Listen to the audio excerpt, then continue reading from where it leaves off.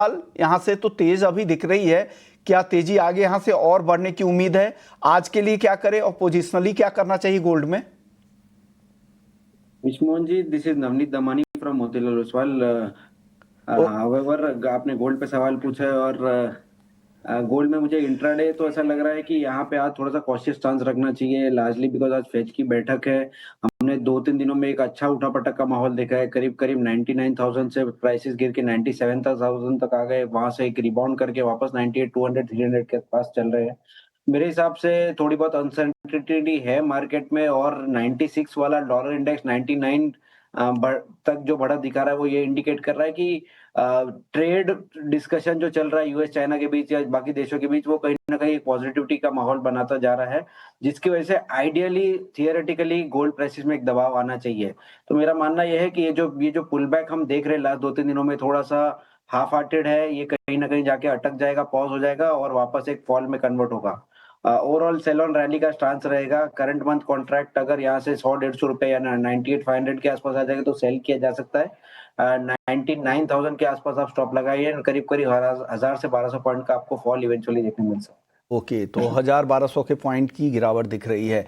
चांदी में बताइए नवनीत जी, चांदी को लेकर क्या लग रहा है? चांदी 1,14,000 के आसपास फिर से आ चुकी है, ये तेजी यहाँ से एक्सटेंड फिर से होगी क्या?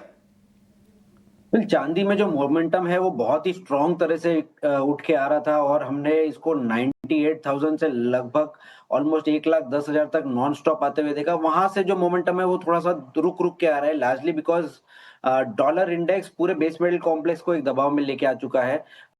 बेस मेटल में भी एक अच्छी पॉजिटिविटी देखने मिल रही थी, बट जहां से डॉलर इंडेक्स की तेजी शुरू होती है वहां से बेस मेटल और इंडस्ट्रियल मेटल्स में थोड़ा सा एक दबाव आ जाता है। चांदी लास्ट कुछ महीनों से एक लार्जली कॉपर के साथ-साथ ही चल रही है, उसका रुझान एकदम बिल्कुल लगभग 90% कोरिलेशन के साथ कॉपर के साथ चल रहा है, जहाँ पर दोनों की तेजी एक साथ थोड़ी-सी पॉज़ हुई हुई नज़र आ रही है।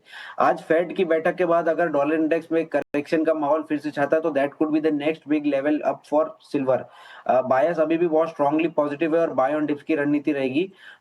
1,13,000 के आसपास मिले तो आप बाय की स्ट्रेटेजी बना सकते हैं। 1,12,000 का आप स्टॉप लगाएँ एंड इवेंचुअली आपको 1,15, 1,16 तक के भी टारगेट देखने मिल सकते हैं। ओके, आप बताइए दिनेश जी, आपको क्या लग रहा है सोने चांदी में आज क्या करना चाहिए फेड के फैसले से पहले? जी बिल्कुल, फेड का फैसला है शाम में, ब्याज दरें बिल्कुल सीमित सेम रहने की पूरे चांसेस है। बट उनकी कमेंट्री क्या आती है, जैसे आपने कहा कि कमेंट्री काफी निर्भर करेगा कि 50 आगे जो साल खत्म होगा उसमें 50 बेसिस पॉइंट कम होगा या उससे ज्यादा होगा, वो देखने वाली बात होगी। आज गोल्ड की बात को तो मुझे लगता है कि गोल्ड और सिल्वर दोनों एक सीमित दायरे में ट्रेड करते हुए नजर आएंगे। जो एक बड़े फॉल के बाद में पुल बैक रैली जो हमें देखने मिली है, मुझे लगता है जो नेक्स्ट एक्टिव कॉन्ट्रैक्ट है, अभी अक्टूबर कॉन्ट्रैक्ट है, अक्टूबर कॉन्ट्रैक्ट करीब करीब 99,500 एक बड़ा रेजिस्टेंस है। इस लेवल पर कहीं अगर आता है तो इंट्राडे के लिहाज से शॉर्ट सेल किया जा सकता है। 99,720 का इसमें स्टॉप लॉस लगाए, और डाउनसाइड मुझे लगता है कि 99,100 के लेवल्स गोल्ड दिखा सकता है। पर एक चीज ध्यान रखिए, आज कैरी फॉरवर्ड पोजीशन ना करें, इंट्राडे के लिहाज से ट्रेड करें। वहीं सिल्वर की अगर बात करूं तो मुझे लगता है कि रेंज जो है, एक नीचे जो बड़ा सपोर्ट है ये 1,12,500 का है, और एक बड़ा जो रेजिस्टेंस है 1,14,350 के आसपास का रेजिस्टेंस है। तो ऊपर अगर कोई एक लेवल मिलती है तो मुझे लगता है कि सिल्वर 1,14,250 350 के दरमियान शॉर्ट सेल किया जा सकता है। 1,13,200 का डाउनसाइड पोटेंशियल, 1,14,850 का स्टॉप लॉस मेंटेन कर सकते हैं। तो मुझे लगता है थोड़ा अगर बढ़ता है कहीं पर तो दोनों गोल्ड सिल्वर में इंट्राडे के लिहाज से शॉर्ट सेलिंग की जा सकती के तो ये चाल चांदी और सोने की आपकी तरफ से है। दिनेश जी, एक और सवाल क्रूड को लेकर आपसे होगा। 5 हफ्ते की ऊंचाई पर कच्चा तेल पहुंच चुका है और रूस पर ट्रंप की सख्ती से सप्लाई को लेकर यहाँ पे चिंता है। रूस को जिस तरह से 10 दिनों का अल्टीमेटम दिया गया है, इसका असर भी दिख रहा है। क्या लग रहा है, कच्चे तेल की तेजी पूरी हो चुकी है? जो भी खबरें हैं डिस्काउंटेड है इस भाव पर, या अभी और तेजी बची है क्या? है। निचले स्तर से एक बड़ा स्ट्रॉन्ग मोमेंटम इसमें उभर कर आया है। पिछले 2 दिनों में काफी प्राइसेस ज्यादा बढ़े हैं, और करीब करीब 5 हफ्ते के उछले स्तर ऊंचे ऊंचे स्तर पर यह भी ट्रेड कर रहा है। जो रूस के लिए जो 50 दिन का अल्टीमेटम दिया था वो 10 दिन पर लाने के कारण ही एक बड़ा मूव हमें देखने मिला है। मुझे लगता है कि 5980 59 5980 5990 के अराउंड एक थोड़ा सा डिप लिखता है, तो कल जो फॉलो थ्रू रैली आई थी वो दोबारा एक बार बढ़ सकती है। 6120 के लेवल मुझे अपसाइड इसमें नजर आते हैं, और डाउनसाइड मुझे लगता है कि 5940 का इसमें स्टॉप लॉस मेंटेन कर सकते हैं। आप बताइए नवनीत जी, आपकी राय क्या बन रही है कच्चे तेल पर? यहाँ से आप लोग क्या अपने क्लाइंट्स को सजेस्ट कर रहे हैं सर?